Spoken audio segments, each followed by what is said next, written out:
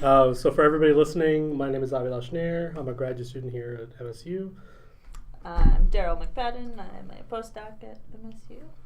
I am Carolina Alvarado. I'm an assistant professor at California State University in Chico. I'm visiting today for a few hours. For a few hours. Before we get on another plane. After a red-eye flight and no sleep. So this will be fun. So the first thing I was curious about is tell me about your origin story. So I heard some little bits and pieces, like you were the graduate student president of the Mexican AAPT and like all these things. Can you piece it together? So how did you get into PER? So long story short on how I got into physics, I always loved math and I didn't know what to do with math. So in middle school, I learned there was a thing called physics. So I just decided, okay, physics uses math. And I'm from a very small town in Mexico. And I got a scholarship to go to a fancy high school. And that's when I realized, oh, physics is like an actual bachelor option that I can apply to. And I had to move from my small town to Monterrey, which is the third biggest city in Mexico. So I moved out, and as I was doing physics, I loved doing physics, but I couldn't see myself in a lab setting all the time. So I wasn't sure what I was supposed to do. And I was really lucky that one of my professors, his name is Genaro Zavala, and he had a PhD program in physics education research. So I didn't know what physics education research was, and I was asking him. We ended up opening an optional course about PER for undergraduate level. And ever since, he has been running that once a year. So that's how I ended up being in the PER in Mexico. There are not many options to do PER. Technically, it's that one, and the other one is in Mexico City. There's other people doing PER, but they don't have an actual group, so it's really difficult to get a degree there. And yeah, that's how I ended up doing my PhD. And he's really involved in the AAPT. He has been attending the AAPT meetings since the 90s, I think. And him and Hugo Alarcón, they were pioneers in Mexico to bring curriculum that was developed here based on research and implemented it in Mexico, doing translations, doing like new books from UW and interactive lecture demonstrations, among other strategies. They were trying to make like a big case that PER is a field, and they also collaborate a lot with Latin America. So they decided to start the Mexican chapter for the APT. And since I was working with them, we meet once a year in November. And we were recognized as Genaro's students, graduate students. So everybody was like, oh, what are you doing right now? What are you doing right now? And we have elections. We have, just like the American APT, it's a 4-year commitment that you start as the vice president, then the president-elect, then you become the president, and then you become the president, the past president. In my last year as a graduate student, usually the person who was voted for that position was the organizer of that year meeting. That year, somebody proposed me. My advisor didn't know, I didn't know, and then the person who was organizing was not expecting me to be one of the candidates. Yeah. So I actually have a picture that is so hilarious when I got elected, and I'm so scared just walking to like the front of everyone, and I'm just like, oh my God. So they said like, oh, I think Carolina will be a good option, and I was like, okay. I look at my advisor, and he was like, did you know this? And I'm like, nope. And then the person who was supposed to be the next one, by tradition, he wasn't there, and they were like, okay, let's vote. And it was an even split vote. And I'm like, okay, this is not good. I'm not sure what's going to happen. I didn't know what I was going to do after graduation. And then they made a second round, and then I won. So I was the first female graduate student in that position. There were females involved in the APT, but it was more in smaller kind of positions. So there I was, the youngest, first female, not graduated person to be in that position. And after that, my advisor told me, like, you don't even know where you're going to be working. If you're going to be in Mexico or in Chile. I was applying also in Chile and in the US, and I'm like, I don't know either. But I was really happy. I just finished my 4-year commitment this November. I was really happy to collaborate with them, especially when I was already working in Maine or in Chico, because that allowed me to know how things work here. And I'm like, actually, people have some money that they can use to travel, even when we cannot pay for them. Sometimes they can pay for themselves. Yeah, so that's kind of like how I got here, I guess. Gotcha. And it seems like the physics education in Mexico might have a lot of kind of challenges or affordances that people from here might not know of. So how did you make the transition from, being in Monterey to doing your postdoc positions? So I think my biggest advantage was that my advisor is really involved in the American Association. So he already knew people, and he was doing some summer workshops for faculty in the physics department in our institution. So he will invite people once a year to do a workshop for a whole week. So we got to interact with people like Bob Bickner when we're reorganizing our settings for the physics classes. We redesigned the environment. He came there and he was giving us like some tips on how to make it more interactive. Then the next year I got to meet Rachel Chair from Seattle Pacific University, and she was talking about how to do video analysis. And that's when I talked with my advisor, and I'm like, that's what I want to do. I want to do video analysis on how the physics majors are interacting in this scale-up classroom where they're all sitting in a rounded table. And he's like, I have no idea how to do that. Let's talk with Rachel, see if you can go for a few months there and work with her on how to do this kind of research, and then you come back and finish your dissertation here. So I actually spent 6 months there as a graduate student visiting Seattle, just trying to learn how to do video analysis. And at the end of those 6 months, as a nerdy kind of student, I told her, like, can we have a meeting? Can you tell me, like, how did I do it? Can you give me some feedback? And I still remember, she's like, oh, for 6 months, it's really good, blah, blah, blah. And then the big question that everybody asks when you're about to graduate, what are you going to do next? And I'm like, I have no idea. And then she started talking about, like, have you considered a postdoc? And I'm like, getting a doc degree in Mexico is more than beyond the expectation. Postdoc, what is that? I have no idea what you're talking about. And then she told me about this kind of like limbo position when you're not a student anymore, but you're not a professor yet. So it's somewhere between like an internship. And she told me like, you should apply. And I'm like, I don't think we have postdocs in Mexico. And she's like, we have some in the US and you can always apply. And I'm like, oh, nice. So I applied to different positions. She was really nice. She sat down with me. She had a list of different institutions. And she will talk about like the institution, the PR group, what they're doing, and the city also. So by analyzing the 3 kind of aspects, I will be like, not here, maybe here. Oh, this will be awesome. And she introduced me to the people who were working there. And she was just like, hey, I work with her. If you have something available that you think she's a good candidate, just let me know so she can apply. So that's how I applied to University of Maine, among other institutions. But I also applied in Mexico to be an assistant professor. And I also applied in Chile. So I was just like, whatever the wind takes me, I'm just going to go somewhere. Yeah. What was it about Maine that was like appealing in these categories? So it was not about the location. I was like, it was definitely not.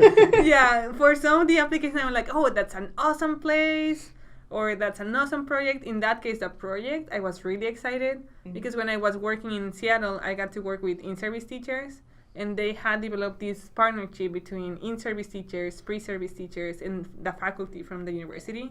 So it was about the project and not about the location because it was too far and too cold and too different than, like, I was raised in the desert. So in the summer, we go to 125 degrees. So that summer, I was in 125 degrees. I moved to Maine in 2014, which was the coldest winter in I don't know how many years. Oh, no. So I passed from 125 into minus 30 degrees in less than 6 months. So your body He's ready for whatever you present. Yeah. So I was really, really happy about the project, and I had to decide whether I was going to be a postdoc for 1, maybe 2 years there, or if I wanted to accept an assistant professor, a tenure track professor option in Mexico.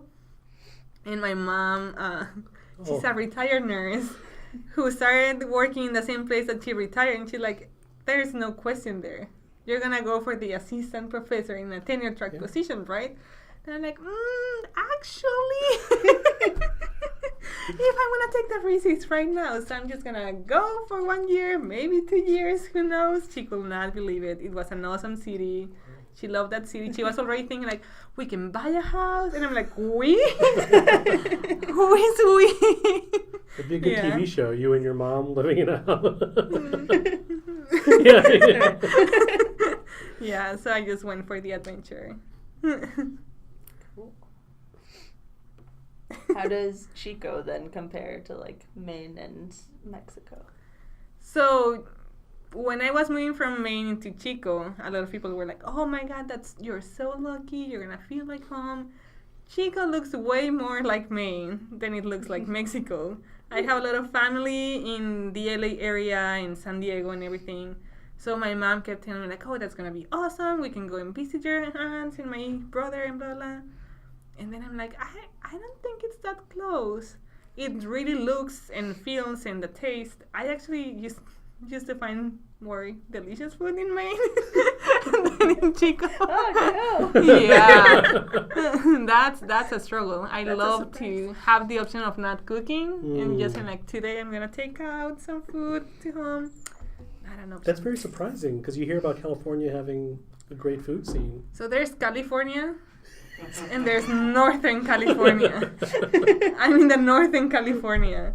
After Chico, it's just a forest. And suddenly you cross into Oregon and you see nothing still until you get into a particular city in Oregon. Yeah, there's not much. Yeah. But I really like the university. It's a teaching institution. It's a kind of like new department. It's a science education department. It's not a physics department. So it's a multidisciplinary and everybody's trained in the discipline and in education. And we're serving future science teachers. And since 4 out of the 5 faculty we have been hiring in the last 4 years, we're really finding what do we want from the program, what kind of courses we're going to be offering. I'm proposing new courses. I'm redesigning other courses. So it was a really good timing for me to be there and say, like, that was my idea and it was taken. We're taking it now. Yeah. What are some of, like, the future goals that you're trying to, like, prepare your science teachers for? Ooh. So I've been teaching a different variety of courses. So some of them are physics for future teachers. And some of them are about, we have a science museum in campus. So they actually get to do a field trip every week with students. Every semester we have a different exhibit. So they need to prepare a 25-minute activity that is related to the exhibit from that semester. So they get to design something and run it. And I get to see them interacting with real kids.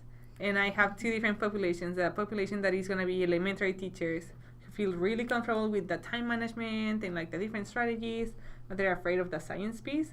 And then I have the science middle school teachers who feel really comfortable with the science piece, but they're not sure about like the time management and like different strategies to catch attention. So I really like to see like how they they mix together and how they interact with the kids. Yeah. So from there I've observed like many different details and I'm like, okay, we need to have more conversations about this and that. And it's mostly about building the agency on what you can do. So I want to change the narrative between like, oh, is it that kids are not interested, the kids, they don't know, the blah, blah. So let's try to figure out how, even though it's going to be a 1.5 hour interaction with the kids, how can you learn what they're bringing to the table so you can build from there? And how can you react to some kind of challenges? If they have a lot of energy, maybe you need to redesign what's going to be happening or how to control that level of energy to make it productive, and instead of just like fighting that level of energy. It's really interesting how much you can do when you have a different set of students every week coming to the same kind of activity and how they react to that. Yeah. Cool. Yeah. That's awesome. Have you noticed like cultural differences in how PER is done, like from Monterey to Maine to SPU? Ooh, yeah. So I think that culture of PR and how it's done, it really depends on the faculty who are leading it. So there's many different ways to do PR. Some people are more focused into the conceptual understanding and just trying to figure out what are the ideas about the very specific kind of topic. Some other people are really interested in like active learning environments and how to redesign the activity and using whatever other people are finding about the conceptual understanding to build something hands-on. Some other people are trying to change the setting and incorporate more technology or multidisciplinary kind of approach for physics. So I really consider that the PER that is done in one institution versus the other one will directly be affected by who is leading the efforts. And sometimes who is leading the efforts is also depending on who is giving the funding. Yep. Sometimes you need to stretch your research approach to what's available around you. Yeah. And particularly in my case in Monterrey, we were only working with undergraduate level courses, so we didn't have any access to in-service or pre-service teachers. So I was working either with future physicists or engineers who are taking physics courses. And when I moved to Maine, I was hired by the Center of Research in STEM Education. So I was not part of the physics department, but I was working with in-service and pre-service teachers. But I was still attending to the PER meetings in the physics department. I was not officially hired by them, but I was still interacting with them. So I got to see two different worlds in the same institution. The kind of conversation that I will have in one setting will be completely different than the other ones. And there were some people who were also overlapping between the two departments.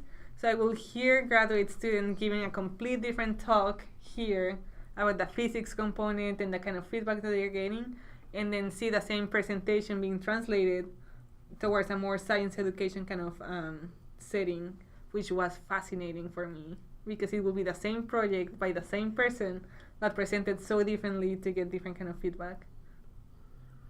Did they do that like on their own, or like they were advised to do that? So there will be some faculty who will be part of the research center who were also participating in the PR group. Okay. So if your advisor was part of both of them, so your advisor might be like really valuing both kind of feedback and being really aware, like they're going to be focusing on the content part or the conceptual piece, and here they're going to be more worried about like how you're actually implementing it or how you're designing it. So it was really nice. I think it was like two different students who I got to see them presenting in both settings. So you've worked in science ed departments and you're working in one right now, and you've also worked in physics departments. So what do you see as the differences in like the priorities? And I think the ed piece, if you're in a science education department, the education component is inherently there. There's no negotiation whether it's supposed to be there or not. If you're in a physics department, then the education piece might be a negotiable kind of component because you're there to do physics, even though you are in a university setting. The educational component might be still negotiating how do we approach it. I got to see how in Monterrey, my advisor and Hugo Alarcón, they were both trying to make a big case for the entire Department of Physics, how the educational component was necessary to make successful physicists. But I also got to see like the pushback, or how much can you require people who are not trying to make physics education research their field, but they're into the opticals, like the optics as their field of research, while they're teaching optics. So I got to see like good reaction of people like, oh yeah, I can make these modifications to make it better. And I also got to see the pushback like, that's your field, so you can take care of that and I'll take care of me. Yeah.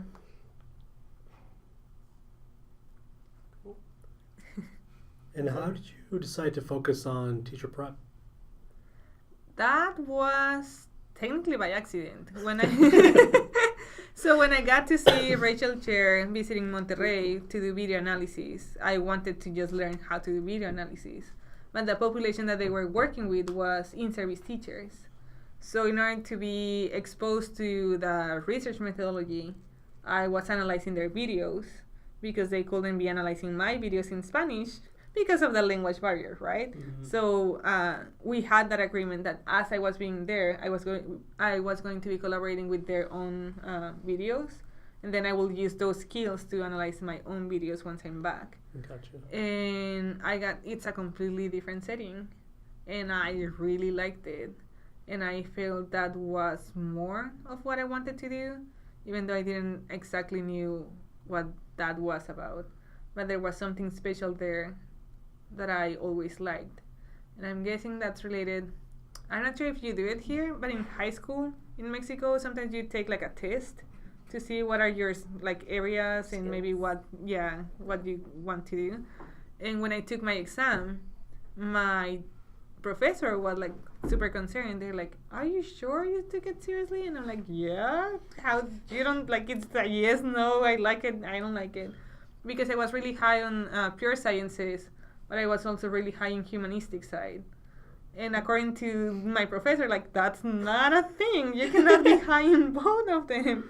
And I'm like, so do I need to take it again or not? So I'm guessing at this point it makes sense to me. Like, that's how I mix both pieces together. So I decided to go for the pure sciences because I was worried that I will get not motivated enough if I didn't have the science piece. Mm-hmm. And I finally discovered how to put the other piece together. Yeah. Sounds like you broke the test. They had some Venn diagram and they were in both opposites. Yeah. They were like engineering and pure sciences, it makes sense, or computational. Yeah. He was concerned. Yeah. That's funny. That was not good. As a student, you're like, did I do something wrong? So you have learned and probably taught physics in Spanish. And I'm wondering, I hadn't even thought of what the cultural differences in kind of the teaching and learning might be. So what did you see when you looked at all this video from English speaking classes and teacher prep, and then taking that to Spanish speaking videos? What are some of the things I'm really excited because we just got a grant to actually work with dual immersion elementary schools. So I'm going to be doing a lot of professional development with future teachers and current teachers. And we want to make sure that we address those pieces. So we want to make sure that everybody agrees with the content itself, but we are also developing the scientific vocabulary in Spanish and not just in English, because that's usually a barrier. So there are some pieces, according to the latest article from Ximena and Steve, there are some pieces that are inherent from physics that are not that dependent on the context. Like gravity is going to be gravity, but sometimes the colloquial kind of wording that we use makes some of the misconceptions stronger. Some of them are going to be translated in both languages, and some are not going to be that much. When I was working in Maine, I studied coldness for like a year and a half because it was so fascinating. Like how coldness is seen as an entity, like close the door because the cold is getting in or the cold is getting out. And then you go into the classroom and you're like, no, cold is not a thing. When you go outside of the class, like that kind of dichotomy between what is in the classroom and what is outside of the classroom, and how we negotiate those two pieces. Because then you're separating your scientific self from your regular self when it's supposed to be all coexisting. So coldness will be also a thing in Spanish, but not all of the things will be translatable. As some of my 125 degrees in the summer. And coldness may not have the same meaning as it does in Maine. And then we will have that kind of conversation because Michael Whitman, he has been in Maine for a long time, and he's like, well, maybe it makes more sense in Maine because it's so cold. And I'm like, no, actually, when you're living in 125 degrees, cold is a thing. You want a lot of cold to get into you because you're turning the AC blast, like, and you're talking about like the cold hitting you or the cold getting out. Like, close the doors because then you're spending so much like money on electricity. You're letting the cold out. And I actually, in one of my talks, I wanted to be a little bit funny. So my title was, who let the cold out. And I heard a couple of people in the audience saying, who? I'm like, I made it. So some of the jokes and some of the vocabulary is translatable, some is not. That's funny. Yeah, so I might have more specific examples in a year once I'm working with the teachers. That'd be cool. Bring you back. Talk to you again. Yeah. Yeah, hopefully for more than 6 hours. I know, right? So outside of work, what are the things you seek out to maintain your balance in life?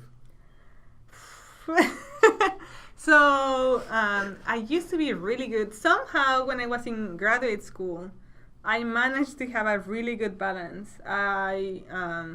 My best friend from the PhD, we started together and we graduated together. At some point, we decided to take swimming lessons as adults. I knew how to not sink. She didn't know how to not sink, and she was older than I was. And then we were there with undergrads taking courses of swimming. So we will go early in the morning. We will go to our swimming lessons. Then we will be working all day. Then at the end of the day, either we will go to watch a movie, or we will go for a run, or to do yoga. So I was so proud of myself that despite of the end of my graduate studies, I was having balance. And then I move again. And this is my 4th semester in Chico. And this semester, I'm taking control of my life. So I just started to go to Zumba. I love dancing so much that I'm so proud of myself that I've been going to Zumba. And the Thursday lesson with Krista is so awesome. You would recommend it? If you're in Chico, go to Chico Sports Club. That's funny. Remember, Krista. Don't go to the other one. Yeah, don't put No. Steve. It's gotta be Krista. Steve is The one from Tuesday, no. Yeah. And the one from Monday and Sunday, your knees are gonna hurt. Really? I don't know why. Yeah, that's weird. Yeah, it really hurts. Yeah, but it's really good. Zumba is the one that is keeping me more in the zone, and hopefully gonna go back into biking and swimming. Swimming. They have a pool, but it's too cold right now, so I'm waiting. So I'm gonna start swimming, yoga, and Zumba. Nice. Yeah. You'll be busy. What are some of your recent obsessions, like TV shows, music, food, drinks? So I just celebrated my birthday on Saturday. Okay. That Happy belated birthday. Oh, thank you. That was intense. So no drinking for a while. Too much fun. Too much fun with a lot of faculty. That's good. And then I saw them on Monday. So no more drinking for a while. But other obsessions right now. Zumba. I'm just trying to go back into a healthier place. And also I'm going at 6:30 in the afternoon. Okay. I'm forcing myself to stop working by 6 Wow. so I can make it on time. So Do you work past 6 regularly? I was gonna say, I thought 5. No, all right. we're trying to come back to the balance. Yeah. I didn't used to. I see. When I was living in Maine, the last bus, I was using the bus to go back between the university and my house, my apartment. So the last one was at 5:30. So I was done by 5:30 or 4:30. But then... Now you're driving. Yeah. So Now you've I'm got- driving. I just got my first car ever. Maybe that's my obsession. I can drive myself anywhere that I want to. I've never owned a car. So Can I ask what kind of car? I have a Prius 4 with a moonroof. Oh. And it has so many sensors that every time that I'm Wow. doing something, it starts beeping. And I'm like, what's happening? Yeah, so Fancy. one of my friends, she makes fun of me. She's like, yeah, that's the logical progression. You get your bachelor degree, you get your PhD degree, you do 2 years of a postdoc, then you become an assistant professor, and then you get your first car ever. And I'm like, yep, that's totally normal. Yeah. That's strangely the same. I didn't get a car until that position as well. We're not that regular. Yeah. Does Yeah. your car have a name? No. Do you name your cars? Oh, that's on It's my first car. You gotta name it. Any suggestions? It's a silver Prius 4 with a moonroof. Priya, the Prius? Any other suggestions? was gonna say like the Silver Surfer or something. Silver I like that Surfer. one. Silver Surfer. I guess you could do that. We're Oh, I'm opening the sorry. line. Yeah. It's so close to Prius. We're opening the line. Call to Yeah, 911. soon we're gonna have this like a Facebook feed. People can ask people questions. could Yeah. add in names. So, do you have advice to any grad students or postdocs listening? Oh yeah, I have so many advice. When you're looking for programs, it is okay to look for different locations, different groups, but make sure that you find an advisor that you feel comfortable with. You're gonna spend so much time. You are gonna be in charge of making sure that you graduate, because your professor is gonna have like several different things. So make sure that you set your own goals. Some people want to graduate really fast. Some people are not in a hurry, but just make sure that you realize what you want. And once you know what you want, let your advisor know. I'm gonna graduate no longer than this many years. Because having someone who is a great researcher working with you for a long time, it's really comfortable. So you want to make sure that you realize getting your PhD is a tool to get to where you're going. Don't get stuck being a grad student for too long. There's something after that. So make sure that you have a good advisor that you can tell your advisor, you know what? This is taking too long. Let's reorganize what's the goal. You are the biggest agent on your degree. Hold in there and get your support system, either with some other graduates in the same department or in another institution. Just make sure that you know what you want. And sometimes what you want today is going to be different than in 2 years. So keep assessing yourself. The PhD is a tool to whatever goal you have. Don't stay stuck in the tool. We're going somewhere. I feel like that's really solid advice. I could use that advice. Don't get stuck. So in your talk that you gave here earlier, you talked about being comfortable with the uncomfortableness, or kind of talking about. So I want to transition into potentially getting into some uncomfortable stuff. So Ooh. I'm curious, Big question. yeah, what you see as the role of social justice in the classroom. Ooh.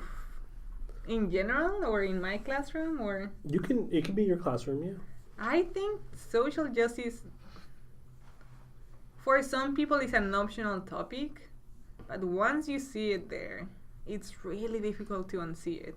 So for me, social justice is a key component, because if I have anyone else in my classroom who can see it, I want to honor it and work towards that. And if there's someone who has the luxury of never have thought about it, I need them to be aware. And maybe sometimes after you're aware, you decide to ignore it, but at least I want to make sure that everybody in my classroom has the opportunity to see what's happening. And I think that's the biggest privilege, when some people live with the elephant in the room, in their face all the time, and they know people around them. They're like, why do you keep going that huge loop around this? There's nothing here. So for me, it's a key component. For the people who may not know what it means to incorporate social justice into the classroom, could you give an example of what you mean by that? So social justice, I will say there's different kind of steps. The first one will be to recognize that there's differences in who has access, or who has access to certain things, or different kind of privileges. So the first thing will be to be aware of that, there's inequities.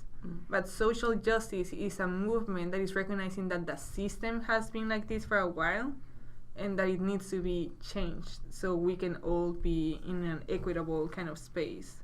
That nobody else gets to define who you're gonna be, or who you're gonna have an opportunity to become.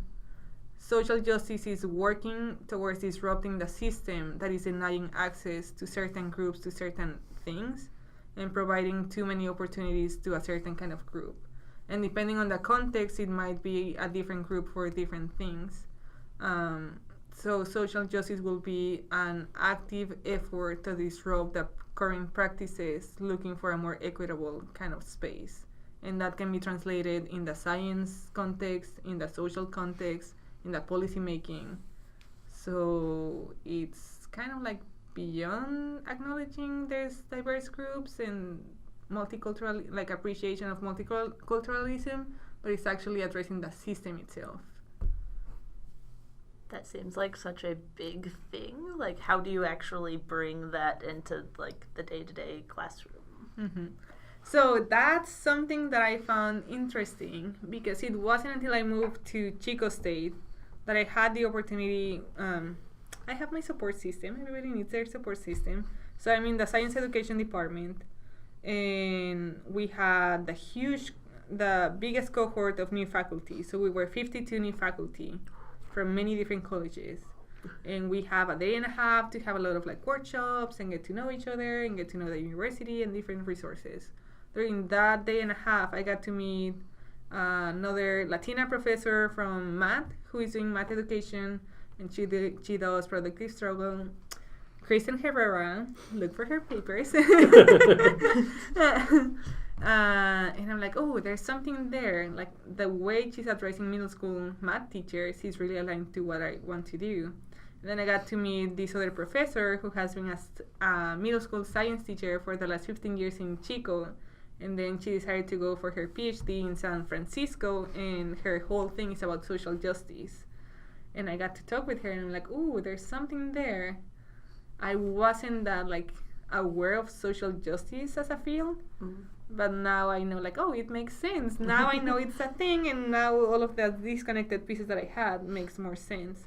So we got together, and we have been having so many conversations about our professional life, our research, and our personal lives also. Like this intersection of what we want to be or what we want to achieve, not just for ourselves, but to change the culture of the university itself, which is a Hispanic serving institution who just got that title recently, and we're still figuring out what to do with that kind of title. And also with the power that we have of working with future teachers in general, how do we make this a bigger impact? So I was overwhelmed because her PhD is in social justice, and she dropped the bomb and she names the things, and then you get like, what am I supposed to do? Like cry right now and just like hug myself and wait until this is gone? And she told me and Kristen to attend a conference. It was in December, I think, in Hawaii for social justice education. And I was so intimidated. I'm like, I know that's your field, but that's not my field. Like, I feel such an imposter, and I'm always the imposter everywhere because I'm a physicist, but I'm not a physicist. I'm an educator, but I'm not an educator. So many different things. And she's like, trust me, I wouldn't tell you to go with me unless I knew you were there. So the three of us, we attended that. It was such a liberating space. It was a bunch of different people from different universities. The negotiation process was not whether there's inequities, whether the policies has not been equitable, but it was more like, okay, we're all agreeing this is a problem. What are we going to be doing? Cool. It was more like a productive space of like, this is my attempt to do something. What do you think about it? Or how can you implement something about it? So it was really, really, really interesting. There were not that many sessions about science, but the ones that I got to attend about science, there's a lot of efforts and there's a lot of different ways to try to address these. And as long as you know what's your ending goal, because it's a lot of effort. Like if you're, as you're saying, like you're fighting a huge system that has been established for centuries. That's the way you build like a really rich country, by setting all of these policies in places. Mm-hmm. How do you disrupt that? As every physicist knows, if you want to create change, you need to add a lot of work to make something, because inertia is the easiest way to do. Yeah. So it was really motivating and sad sometimes, and motivating again. So just make sure that you figure out why you're doing this. If you're just doing it for yourself, then it's gonna get too much too soon. Mm-hmm. But if you're doing it for more than just you, you're gonna find more motivation to continue kind of like the journey. Cool. I don't know how to respond to that. What was the conference called? Like, it was in Hawaii, look though. it up later. Yeah, is it always in Hawaii? Komashiro, I think. Let me double check. It's a pretty awesome cell phone case. Aha, Pixel. I have a Pixel too. Yeah. Oh my god! Right I there. just met the first person who has a Pixel, Really? and now you're my second person Yeah. who has a Pixel. It's pretty great. We're getting so popular I now.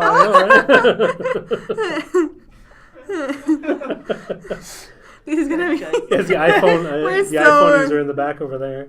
I have an iPhone too. Oh yeah, 2 iPhones in there. Kevin Kumachiro. Yeah, I don't know. The pixel ads are very convincing. pretty good. Yeah. Google knows everything anyways. Right? And knows everything about me. So the conference is organized by Kevin Kumachiro, who is now a consultant, and I think it's every other year. And this was the 7th International Conference on Education and Social Justice. Cool. And apparently there were like a lot of big names that I wasn't even aware. And then like the person will leave and they will tell me like, oh yeah, he was working with Obama, and this person was this, and I'm like, oh my god. And I say hi. It's only Yeah. like 2 degrees of freedom. Yeah. Exciting. Yeah. What are some of the things that are getting you excited in PER? Oh, there has been like new blood in PR, new ideas, like the new generation seems. I feel so old when I say that. Oh, that's also a revelation. I'm not the new generation anymore. I used to be like, yay! And now people are asking me for advice, and I'm like, me? Yeah. Me? Okay. So I the last 2 years in APT and PERC meetings, I've been finding like there's new lines of research that I haven't been or that hasn't been that big before. There were some seeds here and there, but it's different of an impact when you see them like very separated. And now I feel like it's like a stronger base of a lot of people doing a lot of social justice related kind of work, and not just running the numbers and say like, yeah, we're not doing a good job. So I'm really excited about that piece, like people who are actually trying to make some implementations to make some transformation, and who are now considering some other variables that hasn't been addressed that much in the way we do PR in the past. So I'm really excited about that piece. And I think my next question is going to be like, what do you think are the next challenges for the PR community? I think one of the ones that is really evident for me is that we're moving away from individual disciplines and we're going into the interdisciplinarity of it, and we're so used to be like physics education research that I think that's going to be an interesting shift. There's already like a lot of sessions that is like math and physics, physics and bio, physics for engineers, but how are you going to keep this PER community as we're also collaborating so much with other disciplines, and how we're going to make sure that we're not imposing our PER framework into the other disciplines, but we're actually collaborating between what has been done in engineering education research or mathematics education research, because that's going to be a piece that I find interesting, like who's going to be dominating, or is it actually a partnership of multiple disciplines coming together? That's something that I'm looking forward to see. But yeah, Paul has some questions. Well, these are sort of quick response questions, Ooh. just to get some like quick insight into you. It's not that serious. Now I'm nervous. 5. All right, here we go. 2. What's your favorite word? Word? Yeah, Assessment. there we go. Why does it need so many S's? Like why? Assessment. Yeah. What is your least favorite word? In English? Oh, it can be. Spanish. Yeah, it can be Spanish. Oh, that's, I don't know. Ooh. SHEET. I cannot say it in front of my students because I feel I'm going to say the other word, SHIT. And I don't want to get in trouble in front of them. So every time that I'm passing something in the class, I'm like, the paper that I gave you, that piece, the handout. And sometimes I'm halfway there, I'm like, nope, I'm just going to avoid it. Yep. Yeah. If you had to teach one physics topic for the rest of your life, what would it be? Ooh, that's boring.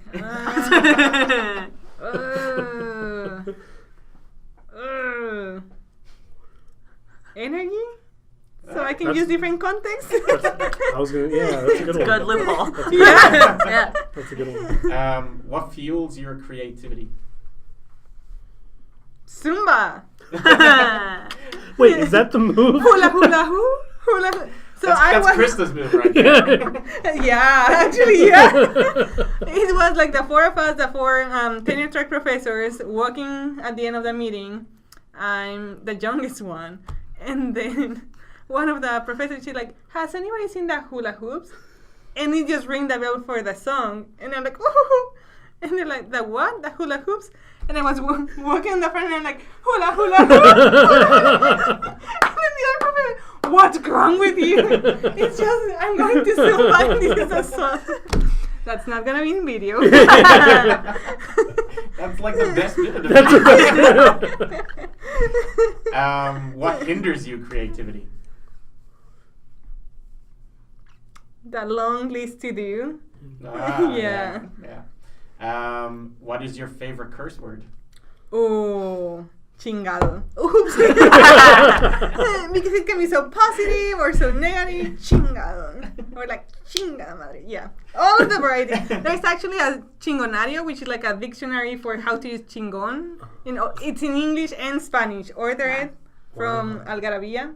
Chingonario. Chingonary. Yeah. What sound or noise do you love to hear? Hear or make? Here.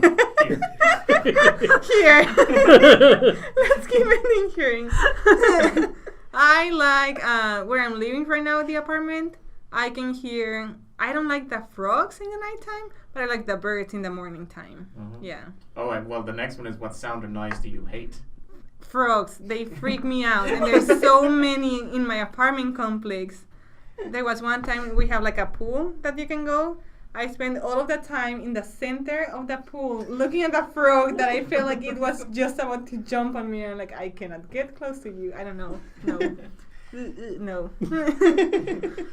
What profession other than your own would you like to attempt? Ooh.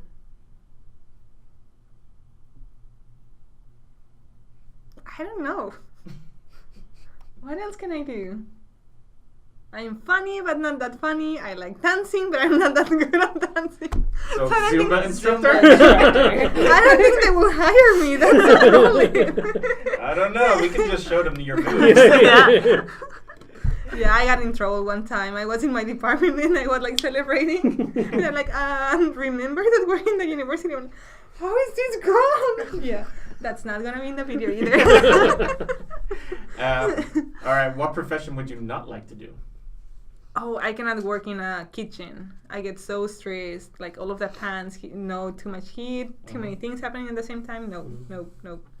All right. And the last one, if heaven exists, what would you like to hear God say when you arrive at the pearly gates? Is that when you die? Yeah. I'm that religious. Oh, I know. You made it. That will be surprising. That is it. Yeah. We're done. Carolina, thank you so much. Yeah. That Thank was you. awesome. Hopefully it wasn't too much. Yeah. That Thank was you. fun, yeah.